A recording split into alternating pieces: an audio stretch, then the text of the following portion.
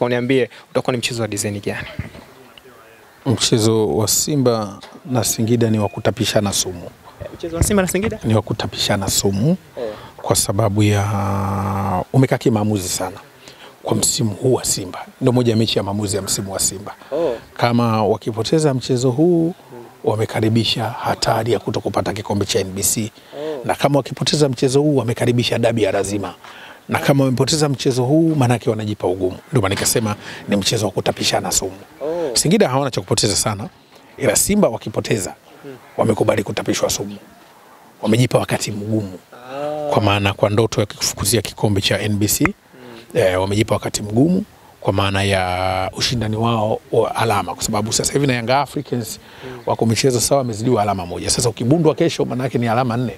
Inakuwa hilo ni tatizo lingine tena. Kwa hivyo utakuwa ni mchezo mgumu sana kwa wao katika sura hiyo. Lakini ni mchezo ambao una namna kwa sababu Singida kwa Simba bado Simba wako katika fomu nzuri sana kuliko Singida. Hali ya ushindani, ubora wa timu kucheza, lakini mwenendo wa timu ya Simba na pengine lazima ukubali kwamba Berkane watawapa wakati mgumu Singida kwa Simba, kwa sababu Singida intensity yao haiwezi kuwa sawa na Berkane. Japo Singida ili kushinda mbele dhidi ya Simba wanahitajika nidhamu zaidi. Hilo ni kitu ambacho nakitazama, lakini nabaki kusema kwamba natazama ni mechi ambayo Singida wacheze kiwango ambacho hatukijui kutoka kwao. Na bahati mbaya sana Singida wanaendea hii mechi kama wametoka kufanya tambiko. Wanaendea mechi kama wametoka kufanya tambiko. Watu wajue wamejiandaje. Maana yake kimya sana, wako kimya mno. Maana yake wanakuja kupigana gorila vita hii ya polini. Wanakuja kama wako wanapigana vita ya porini, mtu anajivesha nyasi hujui kama ni mti ama binadamu, kwa maana wanakuja kwenye mechi katika utulivu. Nafahamu Simba watakuwa wanajua hilo, lakini moja ya mchezo mgumu sana. Kwenye maeneo gani? Mchezo huu mgumu kwenye eneo moja. Singida ni moja ya timu ambayo sasa hivi ina safari sana ya ushambuliaji. Wamekuwa na idadi nzuri ya mabao, washambuliaji wao wamekuwa wakifunga idadi kubwa ya mabao. Simba imekuwa ni moja ya timu ambayo imekuwa ikijenga timu ya uzuri sana kwa kujilinda kwa namna fulani, lakini washambuliaji wao wanayo shida. Wanashambulia kama mtu anayevua samaki na mkuki. Chwa kwa kubahatisha. Ndio unampata mmoja. Umemkosa. Simba ndio shida yao. Wanatengeneza nafasi, wanatafuta nafasi. Tabu ni kutumia nafasi kwa washambuliaji wao. Wanakosa mshambuliaji mkomavu na mbunifu.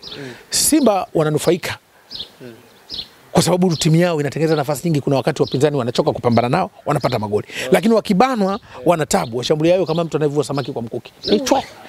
Sasa ile inaleta ugumu kwa wakati fulani. Kwenye mechi kama hii unapokutana na coach kama David Ouma ambaye tunasema ni coach based in defensive resilience. Coach ambaye anaamini kuijengezea timu ubora wa kujilinda. Tafsiri yake ni kwamba tunahitaji kuwaona Simba wana ubunifu wa ziada. Hata mechi zao nyingi wanazopata ugumu ni zile ambazo wakibanwa sana, ubunifu wa kushambulia unakuwa mdogo. Lakini mechi hii chonde waamuzi wetu. Waamuzi wetu ni kama watani msibani, lazima watuchekeshe kwenye mechi ngumu. Shida kama watani msibani lazima watuchekeshe. Hawa nilikuwa nasema waamuzi wetu sawa sawa na mtu anaenda sehemu yenye shombo ya samaki na kichefu atatapika tu. Ndio waamuzi wetu. Waamuzi wetu watatuchekesha tu. Watatukwaza kesho. Ndio tunaombea dua Mwenyezi Mungu hawa waamuzi hawa wasituharibie shughuli kesho tukakasirika. Kwa sababu hawa ni kama watani msibani, watatuchekesha tu. Mechi ya intensity kama hii watatuchekesha tu hawa wakina Elisasi. Sina shaka ni muamuzi ambaye kwa nyuma anaelekeza, lakini waende kutujengea heshima kwenye mechi hii. Na hakika na Elisasi ubora wao kesho ndio ubora wa mechi. Sasa rekodi ya waamuzi wetu kutuchekesha kama watani msibani ni kitu kibaya. Na tuna hofu kwa sababu hatujawahi kuachwa salama na waamuzi kwenye mechi zetu. Kweli. Tunapata tu timu zikajiandaa kiwanjani, waamuzi wanavuruga kila kitu. Sehemu ya kadi sio kadi, sehemu ya penalty sio penalty, sehemu ya faulo sio faulo, sehemu isiyokuwa ya faulo ndio faulo, sehemu isiyokuwa ya kadi ndio ya kadi. Sasa mechi hizi wenzetu chonde watufanye kama watani msibani, lazima watuchekeshe. Wakachezeshe tukubali tuone ubora wa hizo timu. Wakachezeshe tukubali tuone uwezo wa hizo timu.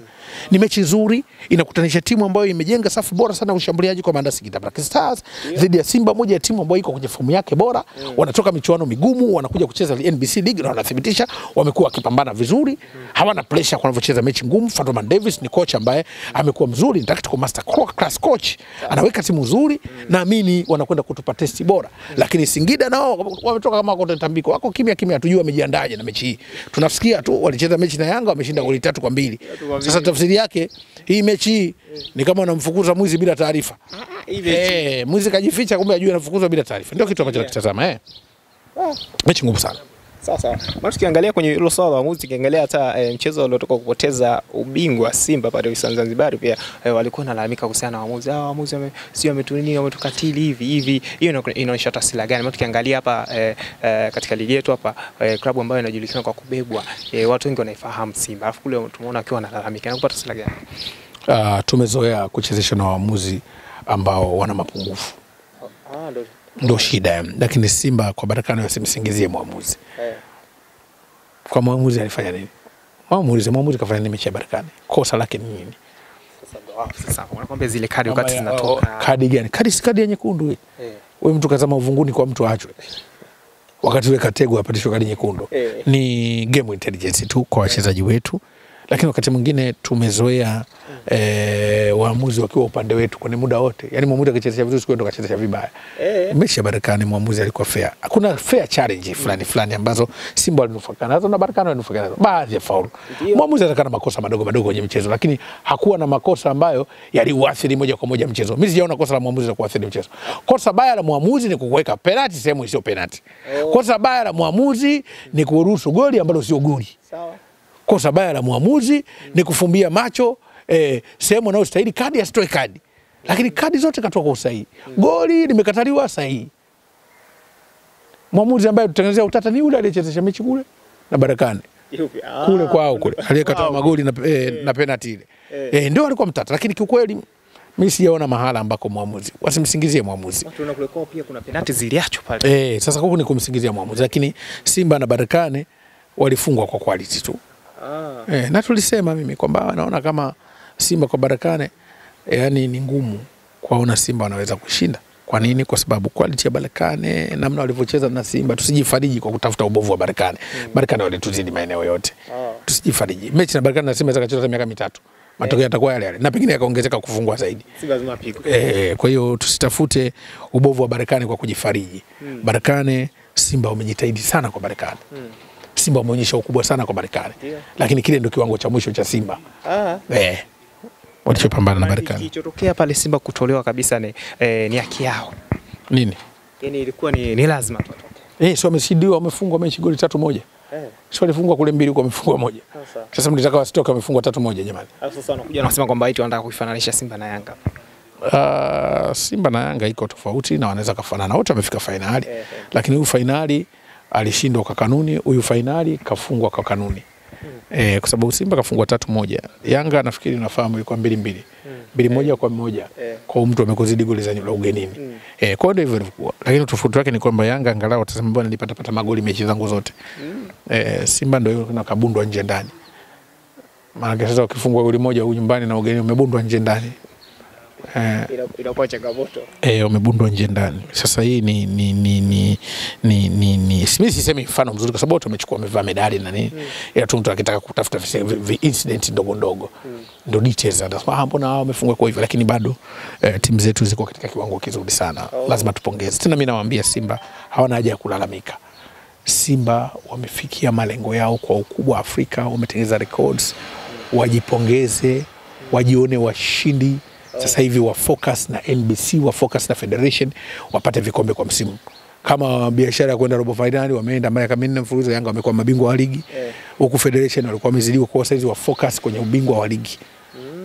Lakini wakianza sasa sijui nini itajua kwa wakati mgumu. Sasa kwa rahisi kuchukua ubingwa wa ligi kweli.